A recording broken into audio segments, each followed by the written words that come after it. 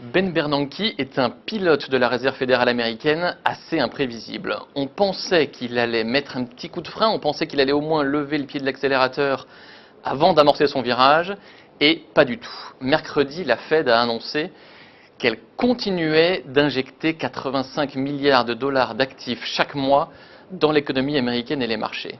Son communiqué nous le dit clairement, les taux vont rester bas très longtemps, ils ne bougeront pas tant que le chômage américain ne sera pas revenu sous le seuil de 6,5%, c'est-à-dire sans doute pas avant la mi-2015. Bref, la politique de la Réserve fédérale américaine reste ultra accommodante. Comment ont réagi les marchés hier? Eh bien, évidemment très bien. Le Dow Jones a même battu son record historique.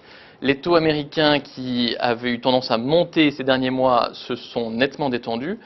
Et le dollar a baissé, c'est normal, les liquidités vont rester abondantes. La valeur relative du dollar reste donc plus faible. Personnellement, je pense que ce n'est pas une si bonne nouvelle que ça, qu'il ne faut pas s'en réjouir trop vite. La première raison, c'est que la Fed nous le dit, l'économie américaine ne va pas si bien que ça. Si elle opte pour un statu quo, si elle refuse d'amorcer son virage, c'est parce que l'économie américaine n'est pas assez robuste, n'est pas assez solide. La Fed a d'ailleurs baissé ses prévisions de croissance pour 2013, on sera sans doute autour de 2% selon elle, et 2014 autour de 3%, et même ces prévisions sont assez optimistes. Visiblement, le chômage ne descend pas assez vite, il n'y a pas assez de création d'emplois et sans doute davantage de gens qui sortent du marché du travail. Le marché immobilier, il se reprend, mais ce n'est pas suffisant, et la remontée des taux récentes risquait de pénaliser la reprise du marché immobilier. Enfin, la politique budgétaire américaine est restrictive et donc la Fed reste très très prudente sur le rythme de la reprise américaine. Elle a même peur que la reprise soit insuffisante. C'est assez inquiétant parce que ça veut dire que la croissance américaine visiblement ne peut pas avancer sans les béquilles que lui offre la Fed. Elle ne peut pas être autonome et accélérer de façon endogène. Le monde se cherchait une locomotive pour l'économie mondiale. La Chine est en train de ralentir et l'économie américaine visiblement n'est pas prête à prendre le relais.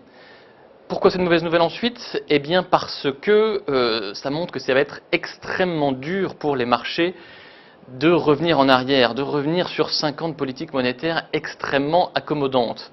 L'image est un peu éculée, mais elle est vraie, c'est celle du drogué qui a sa dose chaque mois de liquidité.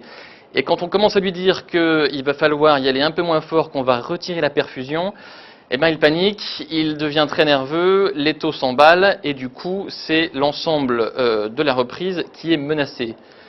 Troisième mauvaise nouvelle enfin, eh bien, c'est que Ben Bernanke devait bientôt passer la main. Barack Obama va nommer son successeur qui prendra le relais début 2014. Larry Summers vient de jeter l'éponge, ce sera sans doute Janet Yellen, l'une des membres de la Fed qui a une conception de la politique monétaire assez proche de celle de Bernanke, ça c'est un bon point.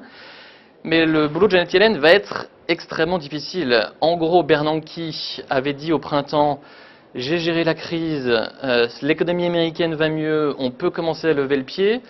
Visiblement, ce ne sera pas le cas. Et l'amorce d'une normalisation, eh bien, il faudra encore attendre pour la voir. Ce qui veut dire que le travail du successeur de Bernanke sera d'autant plus difficile.